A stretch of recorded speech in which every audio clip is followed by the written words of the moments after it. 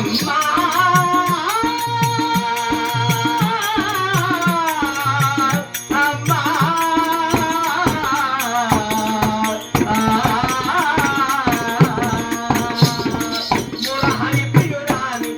మొరవిలు అలివేని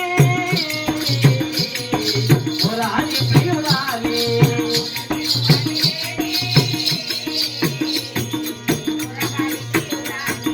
చలన చేయు నేను ఎంత వరుని సుఖవాణి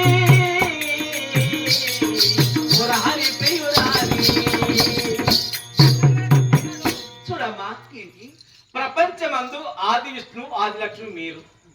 మేము భూలోకంలో దానవులము.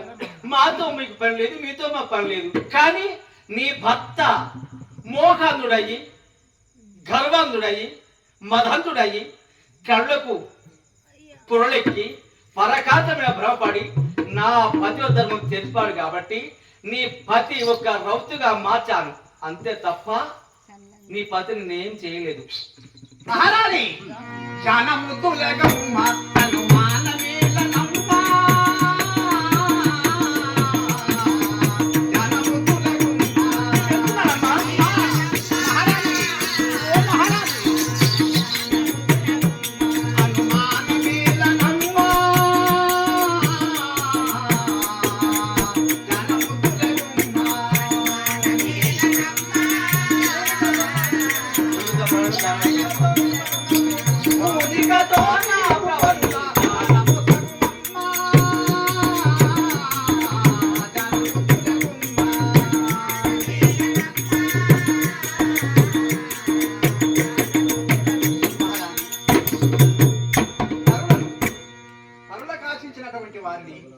శాంతం కోసం నీకు ధర్మం కాదు. సకలం తెలిసినటువంటి మహానీయుడు మహారాణుడు పతివ్రతవు. నా భర్తకు శాపం కోసం నీకు జయము కాదు. విన్నావా?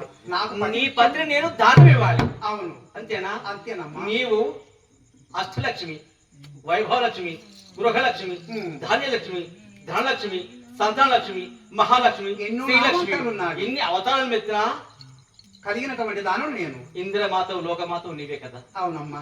మేము దానములము మీ పాదపు చేసేవాళ్ళమే కానీ నీవు మా పాదపు చేస్తున్నావు.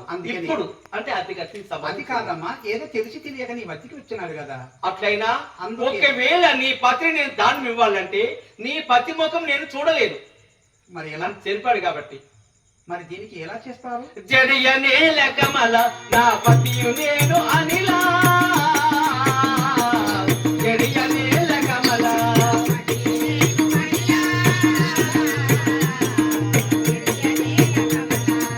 అమ్మా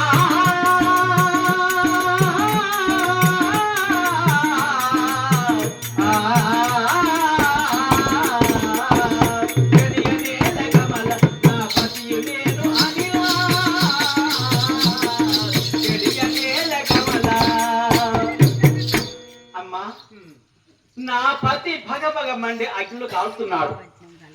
నా పతి శవం చూస్తున్నావు చూడలేను కానీ నా పతితో పాటు నేను ఈ ప్రపంచం అంతా బ్రతికెందుకు నా పతిలే నాకు ఈ ప్రపంచమేలా, నా పతి లేని నన్ను బ్రతికేలా, నా పతి లేని నా ప్రాణం భేలా.